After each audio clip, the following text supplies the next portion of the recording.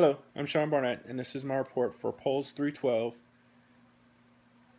midterm. I'm going to talk about the case of Snyder versus Phelps. Snyder versus Phelps is a case of the father of Marine Lance Corporal Matthew Snyder versus the pastor and parishioners of the Westboro Baptist Church, Mr. Fred Phelps.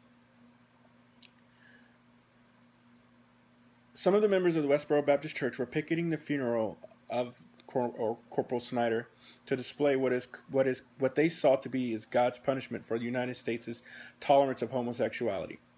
Fred Phelps and his parishioners have a history of picketing military funerals for over the last 20 years. At Corporal Snyder's funeral, members of the Westboro Baptist Church picketed on public land adjacent to the cemetery that Corporal Snyder was to be buried. They displayed signs like, "Thank God for IEDs, thank God for dead soldiers," and many others. Mr. Snyder admitted to seeing the signs on his way to the funeral, but did not have a chance to read any of them at the time. It was not until he caught the coverage on the local news station that he found out what exactly the signs said. Mr. Snyder later filed suit against the Westboro Baptist Church in the U.S. District Court of the District of Maryland.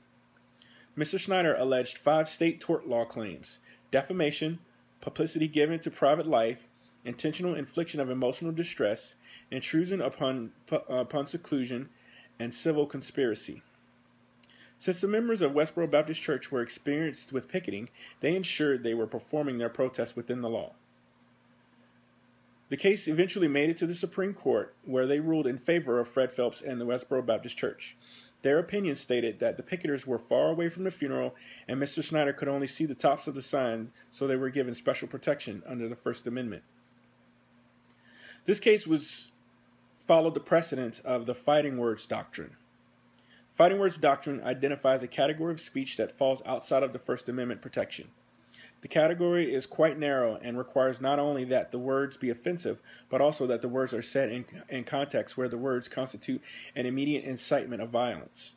In the case of Chaplinsky versus New Hampshire, the plaintiff, Mr. Chaplinsky, called a U.S. Marshal a goddamn racketeer and a damned fascist.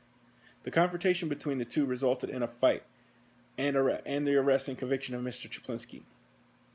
Being that Mr. Chaplinsky directly addressed the marshal and provoked him with the name-calling, this is why the ruling went against Mr. Chaplinsky and the fighting words doctrine was established.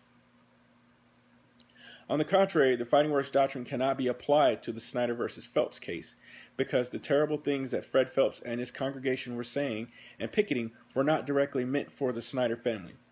Therefore, they would not be seen as fighting words to them.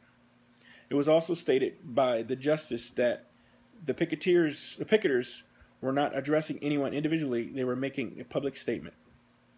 In addition, Mr. Snyder did not hear the words, nor did he read the signs until after the fact, so the words, signs did not incite violent response from him at the time like the fighting words doctrine requires. Works cited: Snyder versus Phelps, U.S. Supreme Court, http://www.supremecourt.gov opinions. Fighting words doctrine, http journalism universityoforegon.edu.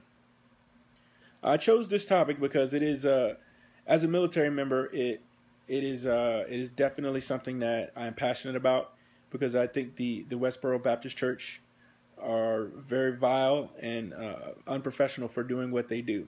However, that's one of their rights, freedom of speech, so they are allowed to do it. And the Supreme Court upheld their rights. So sometimes things don't always go the right way or the way we think they should, but as long as it's within the law, then they're allowed to do it. So that's all. Thank you.